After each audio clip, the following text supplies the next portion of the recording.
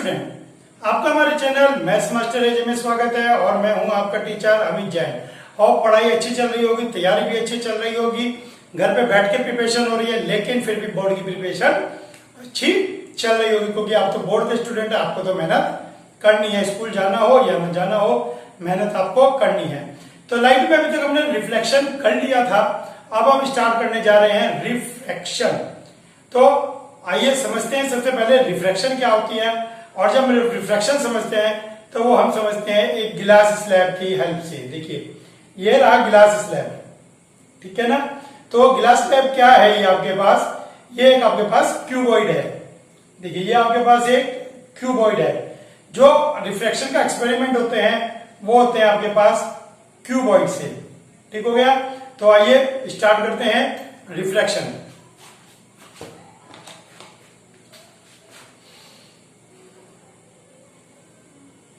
देखिए ये आपका गिलास स्लैब है और इसका मीडियम गिलास हो गया और यहां बाहर एयर है और इधर भी एयर है, ठीक हो गया।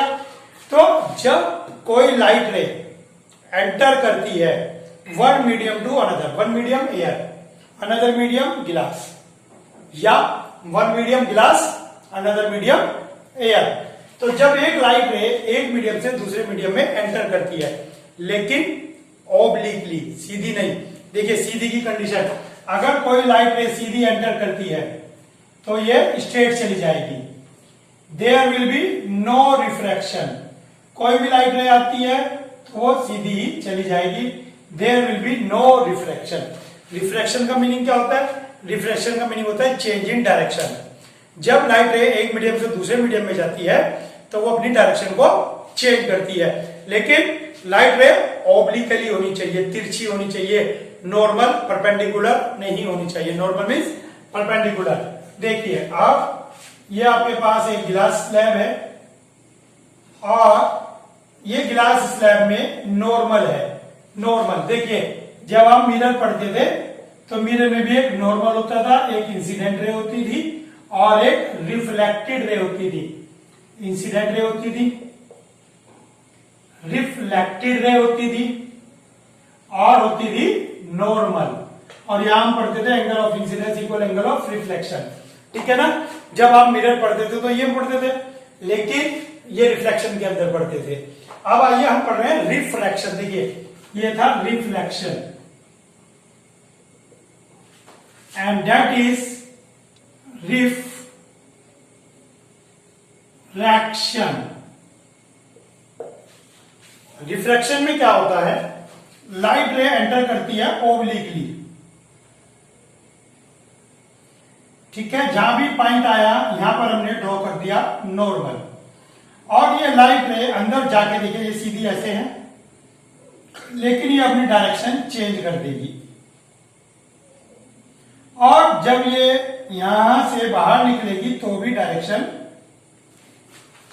चेंज कर देगी। That is called refraction. When light ray enters from one medium to another medium, when light ray enter from one medium to another medium, it changes its direction. तो ये अपनी डायरेक्शन चेंज कर लेती है। This process या this phenomena, ठीक है ना। तो this phenomena या this process is called refraction. Clear हो गई बात? तो रिफ्रैक्शन क्या है? जब लाइट रे एक मीडियम से दूसरे मीडियम में जाती है, जैसे आपके घर में खिड़की है, कांच लगा हुआ है, बाहर से लाइट आ रही है, तो क्या वो सीधी आ रही है? ध्यान रखें, बिल्कुल भी सीधी नहीं आ रही है, उसकी डायरेक्शन अंदर आते आते थोड़ी सी चेंज हो जाती है। वो भले ही आप नोटिस ना कर पा रहे हो, लेकिन उसकी डायरेक्शन चेंज हो जाती है। दिस इज कॉल्ड रिफ्रैक्शन, ठीक हो? क्लियर हो गया रिफ्रैक्शन। अब रिफ्रैक्शन के अंदर दिस रे इज कॉल्ड इंसिडेंट रे। इसको कहते हैं इंसिडेंट रे, जो रे गिर रही है, incident ray. This is normal and this रे इज रिफ्रैक्टेड रे। दिस रे इज रिफ्रैक्टेड रे। फिर ये कौन सी रे हुई जो सबसे आखिर में निकलती है और जो सबसे लास्ट में निकलेगी? दैट इज इमर्जेंट रे। इस रे को कहते हैं हम इमर्जेंट रे। और इनकी खास बात होती है, क्या खास बात है, जो इंसिडेंट रे है और जो इमर्जेंट रे है ये दोनों पैरेलल होती है। अगर इसको आगे बढ़ाया जाए और ये जो लास्ट वाली रे है, ठीक है, और ये फिर क्यों बनाई है, देखिए ये रे ऐसे आई थी, ऐसे चली गई, लेकिन हमें ऐसा लग रहा है कि ऐसे जानी चाहिए थी, हमें लग रहा है, ठीक है, तो ये डॉटेड बनाई गई है। और ये इमर्जेंट रे, ये दोनों ऑलवेज पैरेलल होती हैं, ऑलवेज पैरेलल। हर जगह का इनका डिस्टेंस बीच का इक्वल होता है। ये जो डिस्टेंस है इनके बीच का ये इक्वल होता है। इसको भी आप पीछे बढ़ा के देख सकते हैं, ठीक हो गया। And this distance perpendicular distance between incident ray and emergent ray is called lateral displacement। जो इन दोनों के बीच का, ये देखिए इंसिडेंट रे और इमर्जेंट रे के बीच का जो परपेंडिकुलर डिस्टेंस है, डिस्टेंस हमेशा परपेंडिकुलर होते हैं, याद रखना। This is called lateral displacement, इसको लेटरल डिस्प्लेसमेंट कहते हैं। And this angle I is called angle of incidence, इसको कहते हैं एंगल ऑफ इंसिडेंस, इसको आर है एंगल ऑफ रिफ्रैक्शन, देखिए वो रिफ्लेक्शन है, refraction, and E angle of emergence, ये हो गया आपका एंगल ऑफ इमर्जेंस, ठीक हो गया। तो ये और ये लाइन दोनों पैरेलल होती है, इनके बीच का डिस्टेंस लेटरल डिस्प्लेसमेंट। देखिए ये एक लेक्चर की तरह है, तो इस वीडियो को आप थोड़ी थोड़ी देर बाद बैक करके पीछे से देख सकते हैं कि सर ने क्या बताया, नहीं तो आप काफी चीजें स्किप कर जाते हैं, आपकी काफी चीजें छूट जाती हैं, ठीक हो गया। तो आप इसे इतनी वीडियो को दोबारा देखेंगे तो ये चीजें आपके दिमाग में बैठनी शुरू हो जाएंगी। तो ये चीज हो गई, ठीक हो गया। अब बात ये रही कि सर जो ये लाइट रे आई थी, ठीक है, ये मुड़ गई, डायरेक्शन चेंज हो गई, लेकिन डायरेक्शन किस तरह से चेंज हुई और क्यों चेंज हुई, ये जो रिफ्रैक्शन है ये क्यों है, चलिए देखते हैं रिफ्रैक्शन क्यों है। जब लाइट रे एक मीडियम से दूसरे मीडियम में जाती है तो उसकी स्पीड चेंज हो जाती है, उसकी स्पीड चेंज हो जाती है।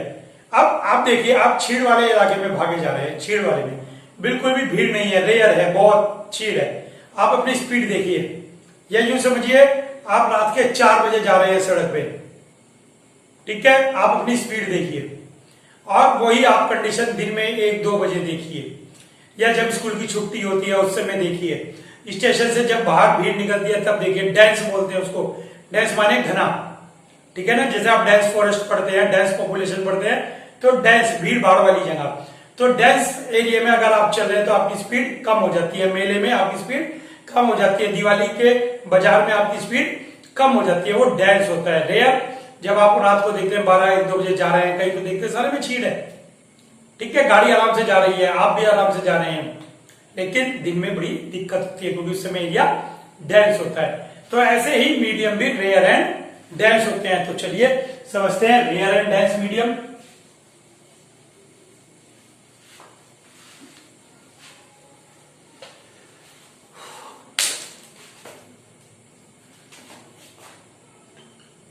Rare medium, dense medium. Rare medium में स्पीड इज वेरी हाई,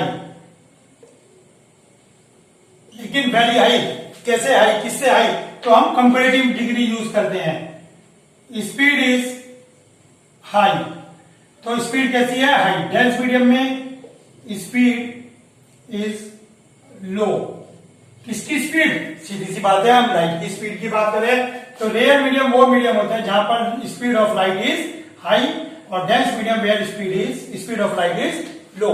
तो एयर एयर सबसे डेंस मीडियम है, सॉरी रेयर, ठीक है। एयर के बाद आता है हमारे पास जितना हम पढ़ते हैं उसमें वाटर, वाटर लेस एयर है, लेस रेयर है, ठीक।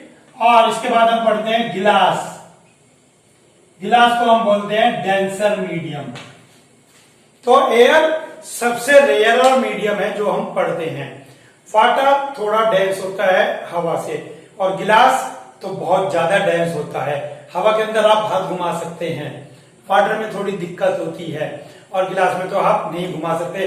तो आपको पता लग गया किसकी डेंसिटी कैसी है, ठीक हो गया। तो डेंसिटी से ही मतलब है, तो एयर की डेंसिटी बहुत कम है, डेंसर नहीं है ये, वाटर थोड़ा डेंस ज्यादा है इसके कंपेरिजन में, गिलास सबसे ज्यादा डेंस है। तो इसके अंदर speed of light is high, ठीक है, कंपेरेटिवली लो, और इसके अंदर वेरी लो, तो इसके अंदर बहुत लो होगी इन तीनों के कंपैरिजन, ठीक हो गया। तो rare medium that medium in which speed of light is high, in which speed of light is moderate, in which speed of light is very slow with comparison to air and water. तो ये हो गया आपके पास rare medium, denser medium, ठीक हो गया। तो चलिए अब आप रेयर मीडियम, क्यों, क्योंकि आप एयर में हैं, ये है डेंसर मीडियम क्योंकि ये गिलास है। तो जब आप सोच के देखिए भीड़ भाड़ वाले इलाके में जाएंगे तो आप सड़क के बीचों बीच चलेंगे या सड़क के किनारे किनारे चलेंगे। जब आप भीड़ भाड़ वाले इलाके में होते हैं तो आप कोशिश करते हैं कि थोड़ा दीवार के साथ साथ चला जाए, ठीक हो गया। जब खुली सड़क होती है तो भैया सबसे ज्यादा एक्सीडेंट खुली सड़क होते हैं, क्यों, बंदा जा रहा है हवा में, कोई मतलब ही नहीं, कोई कहीं से आ जाए तो खुली दिख रही है दूर तक और कहीं से भी कोई गाड़ी आके ठोक के चली गई, तो ध्यान रखें ऐसा काम मत करें, लेकिन उसका उससे कोई मतलब नहीं है, समझे। तो जब आप डेंसर मीडियम में गए तो आप दीवार के यानी कि नॉर्मल के साथ साथ चलेंगे, तो इसमें क्या हुआ, लाइट रे बेंड टूवर्ड्स नॉर्मल। जब लाइट रे रेयर से डेंसर मीडियम में जाती है तो इट बेंड्स टूवर्ड्स नॉर्मल। और मान लीजिए अब बाहर डेंसर है और अंदर रेयरर है, ठीक है। तो अब डेंसर में ये जा रही है लाइट रे नॉर्मल के पास पास, और जैसे ही रेयर में पहुंची तो नॉर्मल से अवे हो जाएगी, ठीक है, bend away from normal, normal से अवे हो जाएगी, नॉर्मल से दूर हो जाएगी। तो ये चीजें आपको पता होनी चाहिए कि लाइट रे जब एक मीडियम से दूसरे मीडियम में जाती है तो कब ये नॉर्मल की पास हो जाती है और कब ये नॉर्मल। तो चलिए देखते हैं laws of refraction. Laws of refraction, देखिए जैसे आपने लॉ ऑफ रिफ्लेक्शन पढ़ा था, लॉ ऑफ रिफ्लेक्शन में हमने पढ़ा था कि जो इंसिडेंट रे होती है, रिफ्लेक्टेड रे होती है, नॉर्मल होता है, are lie at the same point and at the same plane, और angle of incidence equal angle of reflection. आपने पढ़ा था ये रे, ये और ये तीनों सेम पॉइंट और सेम प्लेन में है, और angle I equal angle R है मिरर के लिए, है ना, ये पढ़ा था। तो यहाँ पे लॉज ऑफ रिफ्रैक्शन में भी ऐसा ही हम कुछ पढ़ने जा रहे हैं, तो आइए देखते हैं।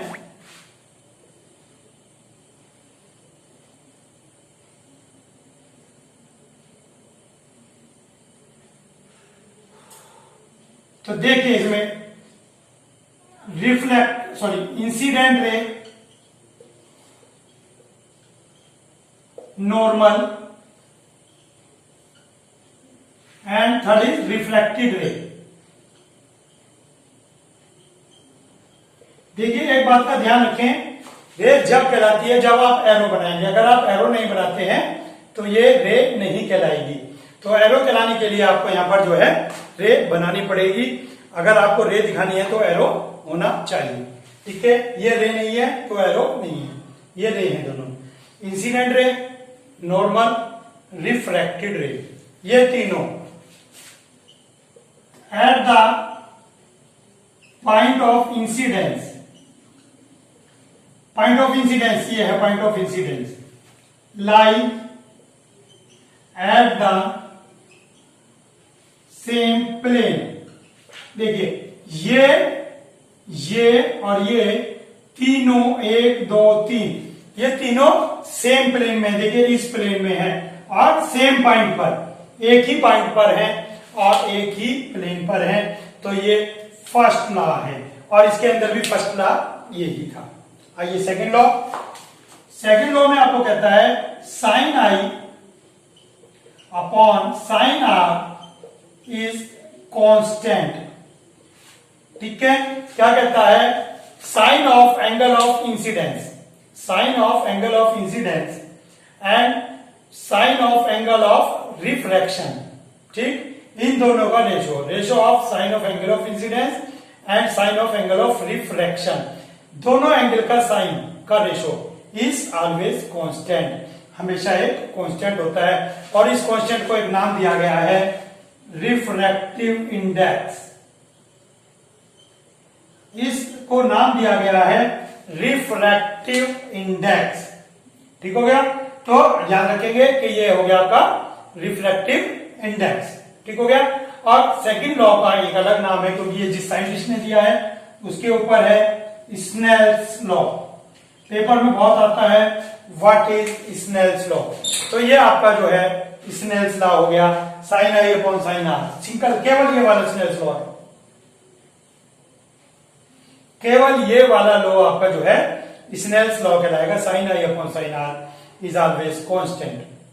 ठीक हो गया, इसको रिफ्रैक्टिव इंडेक्स कहते हैं कांस्टेंट को, और इसको एन से शो करते हैं, रिफ्रैक्टिव इंडेक्स को स्मॉल एन से शो करते हैं और इसको हम कहते हैं स्नेल्स लॉ।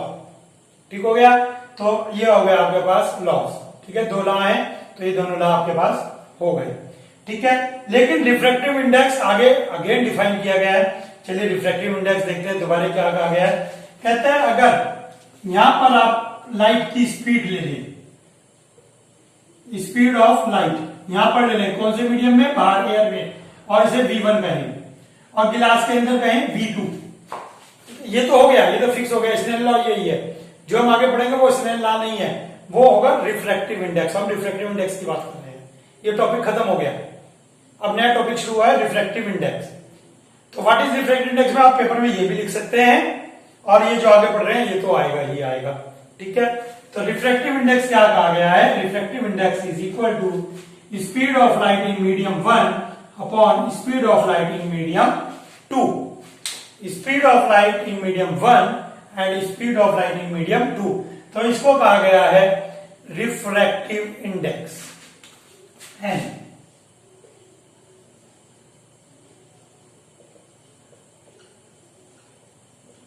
और एन को अब हम शो करेंगे 1 एंड 2। ठीक है, 1 जो है 1 से जा रही है 2 में, तो refractive index of second with respect to 1, इसको हम कैसे रीड करेंगे, रिफ्रैक्टिव इंडेक्स, इसको रीड करेंगे, लिखना नहीं होता, ये रीड करेंगे आप, refractive index of medium second with respect to 1, तो सेकंड के रेस्पेक्ट में, ठीक है, सॉरी 1 के रेस्पेक्ट में सेकंड का refractive index of medium 2 with respect to 1, तो इसको हम ऐसे रीड करेंगे। ठीक हो गया, तो चलिए और देखते हैं रिफ्रैक्टिव इंडेक्स के बारे में। चलिए देखते हैं, अब रिफ्रैक्टिव इंडेक्स आता है हमारे पास relative and absolute. Relative refractive index and absolute. देखिए दो नाम दिए गए हैं लेकिन इनके अंदर नया कुछ नहीं है, जो पहले पढ़ा था वो ही है यहाँ पे, लेकिन आपको पता होना चाहिए रिफ्रैक्टिव इंडेक्स जो सिंपल होता है उसका दूसरा नाम रिलेटिव भी है।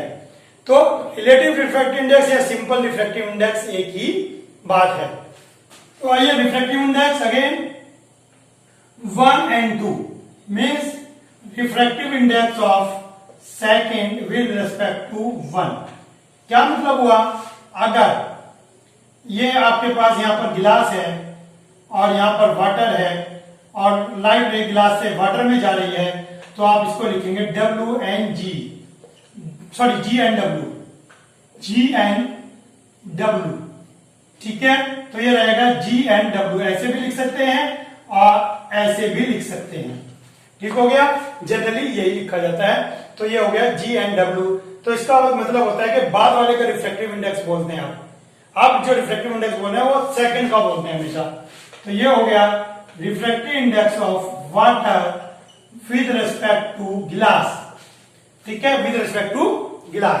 तो अगर मुझे फार्मूला लिखना है तो मैं लिखूंगा वेलोसिटी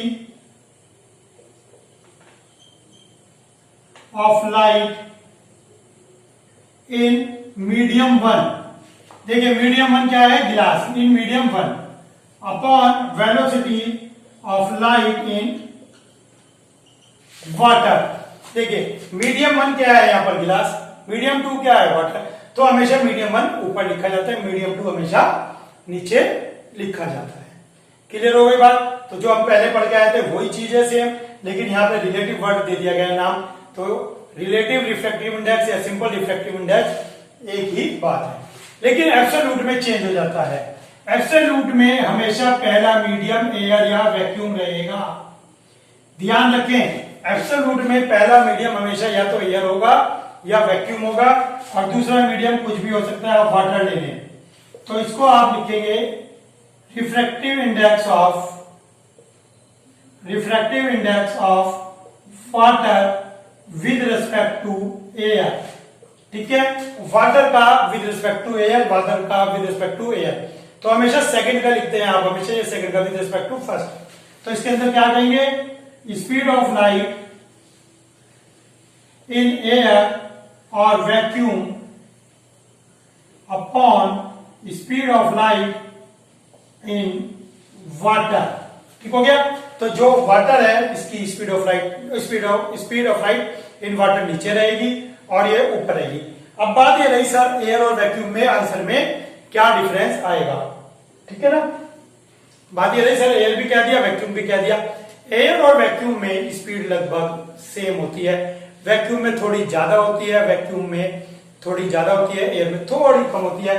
तो आपको मैं बताऊं जो वैक्यूम में होता है, वैक्यूम के अंदर स्पीड ऑफ लाइट होती है 3 × 10⁸ मीटर पर सेकेंड, जो आप बचपन से पढ़ते आ रहे हैं speed of light in air, बचपन से ये पढ़ते आ रहे हैं। लेकिन कोई प्रॉब्लम नहीं है, एयर में भी 3 ही होती है लेकिन 2.99, क्योंकि एयर के अंदर स्पीड में थोड़े से लाइट के रास्ते में ऑब्स्टेकल आ जाते हैं, डेंस हो जाता है मीडियम। तो हमने बताया कि बीच में एटमॉस्फेयर भी आएगा तो स्पीड ऑफ लाइट थोड़ी सी कम हो जाती है। तो एयर में speed of light dense medium के कारण कम हो जाती है, वैक्यूम कोई मीडियम ही नहीं होता, रेयर मीडियम होता है, तो यहाँ पे स्पीड ऑफ लाइट ज्यादा होती है। क्लियर हो गई ये बात, ठीक हो गया। न्यूमेरिकल आते हैं आपके पास, इसके ऊपर बेस आपको कोई सी 2 चीजें दे देगा और थर्ड पूछ लेगा, 2 चीजें देकर थर्ड आपके पास पूछ लेगा, ठीक हो गया। आइए अब आगे चलते हैं, इसमें 1-2 बातें हो रही हैं हमारे पास। बहुत इंपॉर्टेंट टॉपिक है, अच्छा टॉपिक है, और जो मैं आप बातें बताने जा रहा हूं वो ध्यान से सुने, क्योंकि वो इंपॉर्टेंट बातें हैं, उनको आप थोड़ा सा ध्यान दें। चलिए देखते हैं।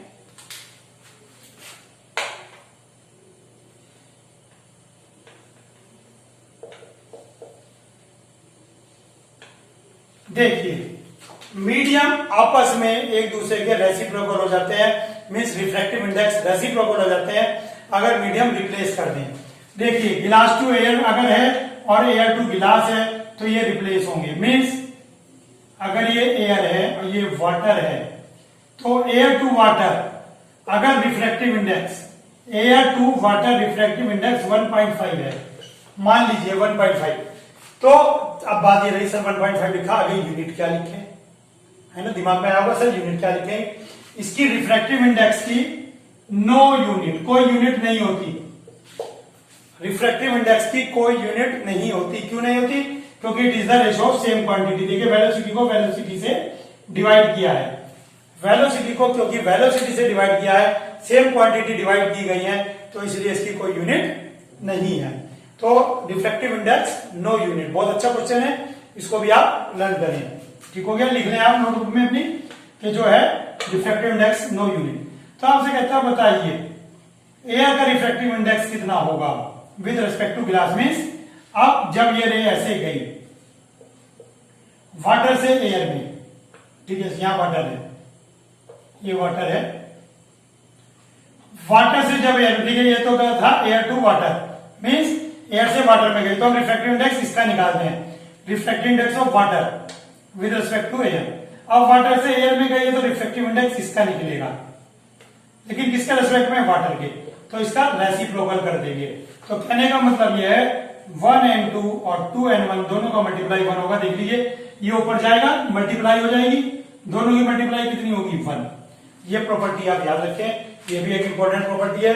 आपको वैल्यू देके रिफ्रैक्टिव इंडेक्स उसका रेसिप्रोकल पूछ लेगा, मीडियम इंटरचेंज कराएगा और कहेगा अब बताइए रिफ्रैक्टिव इंडेक्स कितना है। ठीक है, बहुत इंपॉर्टेंट लेक्चर दे रहा हूं मैं, नोट करें आप, इसे अपने दोस्तों के साथ भी शेयर करें। ठीक है, दोस्तों को भी बताएं भैया अटेंड करिए लेक्चर, और वाकई उनको बहुत अच्छा लगेगा। तो ये आपके पास हो गया, ठीक हो गया। अब ये बात रही कि सर ये 1 होता है, कहां से आया, चलिए जी इसका भी प्रूफ देखते हैं। 1n2 2n1 इक्वल 1, इसका प्रूफ देखते हैं। आइए 1n2 का क्या मतलब हुआ, 1n2 का मतलब होता है वेलोसिटी ऑफ लाइट या स्पीड ऑफ लाइट,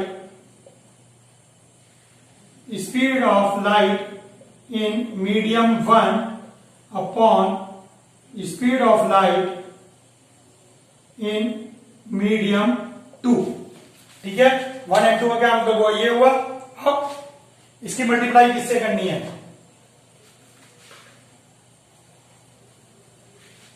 ये हुआ 1n2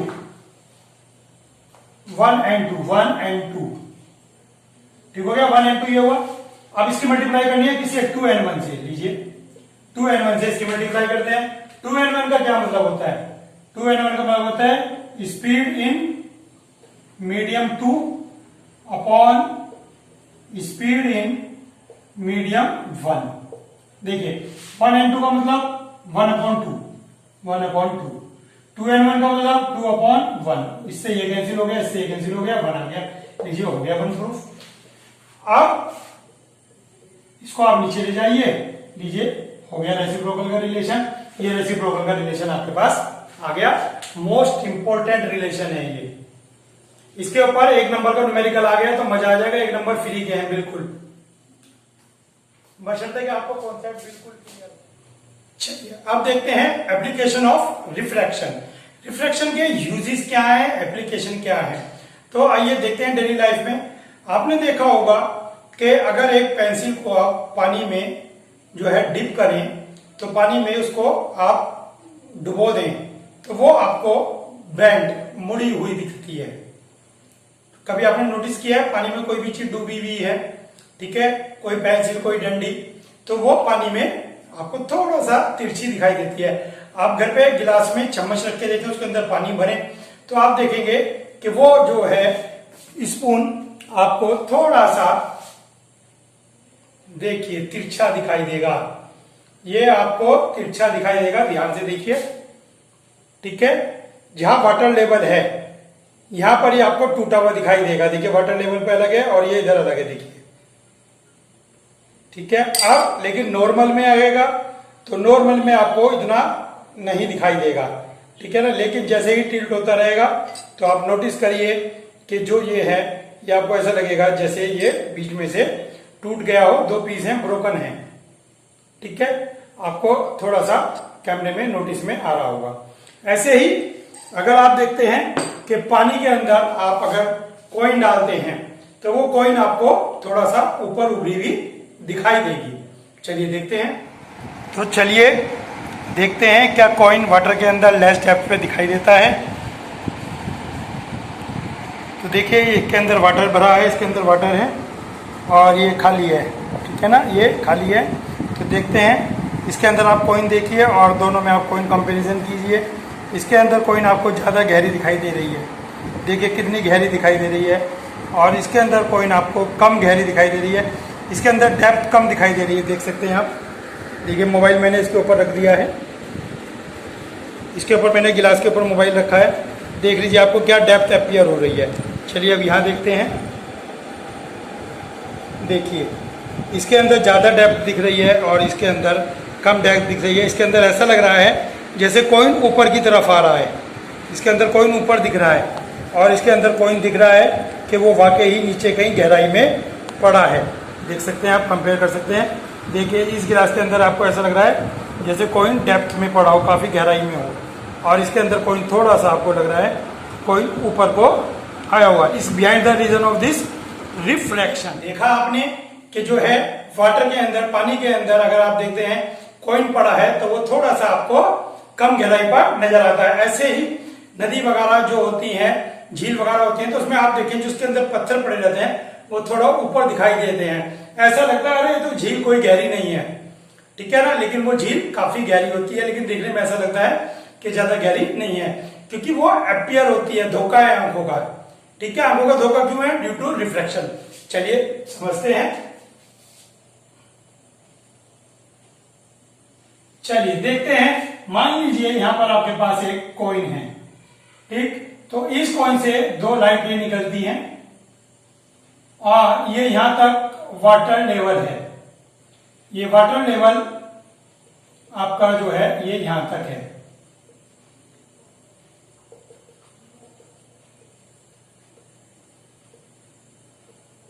चलिए देखते हैं, वाटर लेवल यहां तक है।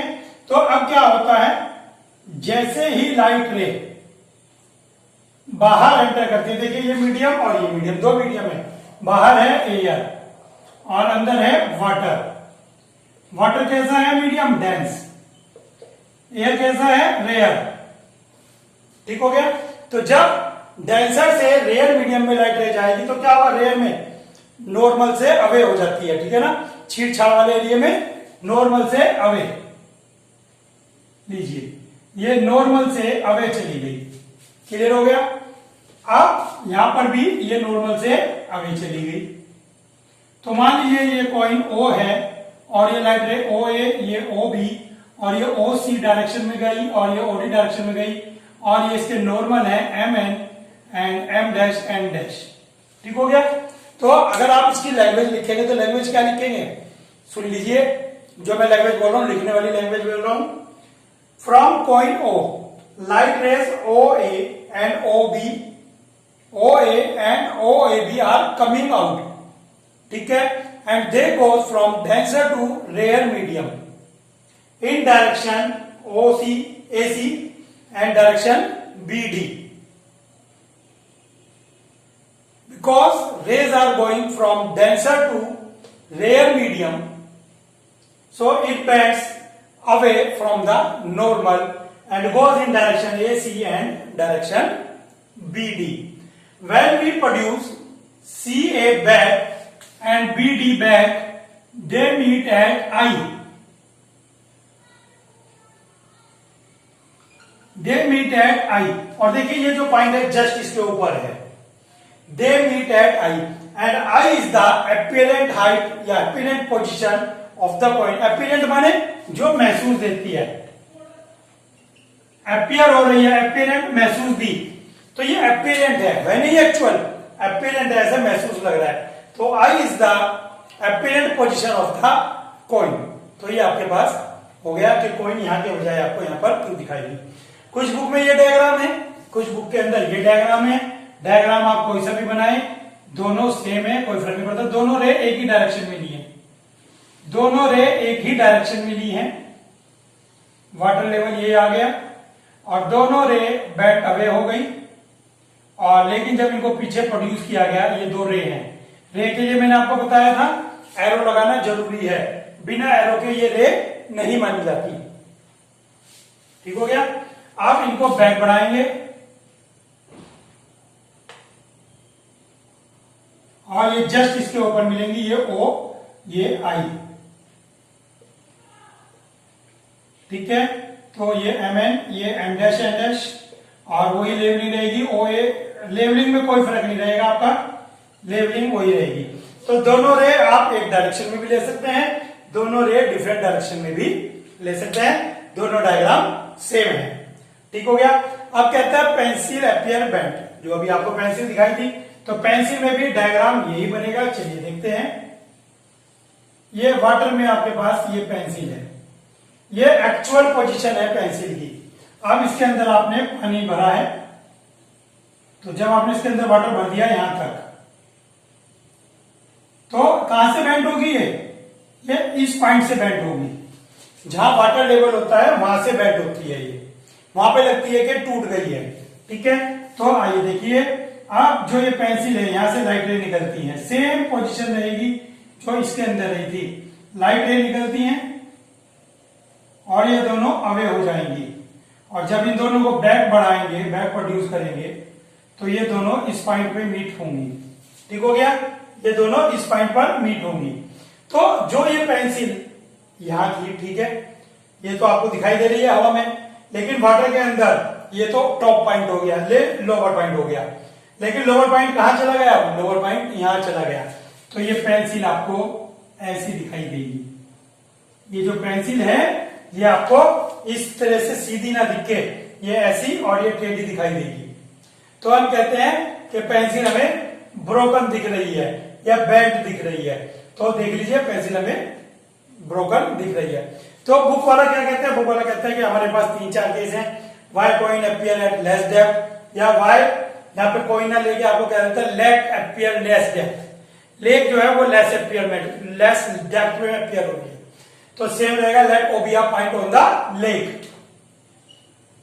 ठीक है, बाकी सब कुछ लैंग्वेज सेम रहेगी। या वाई पेंसिल अपीयर बेंट। ठीक है, तो ये आपके पास एक्सपेरिमेंट है। इन एक्सपेरिमेंट को आप लिख लें, मैंने आपको लैंग्वेज बता दी है। इनको तैयार करें, एग्जाम में 3 मार्क्स में ये लिखने को आएगा विद डायग्राम।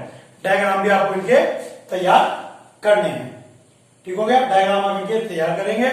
तो आज के लिए इस वीडियो में इतना ही। नेक्स्ट वीडियो में हम आपको मिलेंगे लेंस के साथ, कॉनकेव लेंस, कॉन्वेक्स लेंस, उनकी हम इमेज फॉर्मेशन भी करेंगे और उसके बारे में जानेंगे भी, उनकी प्रॉपर्टीज भी जानेंगे। अगर अभी तक आपने चैनल सब्सक्राइब नहीं किया तो प्लीज चैनल सब्सक्राइब कीजिए और अपने दोस्तों के साथ चैनल को शेयर भी कीजिए, वीडियो भी शेयर कीजिए। आज के लिए इतना ही, थैंक यू।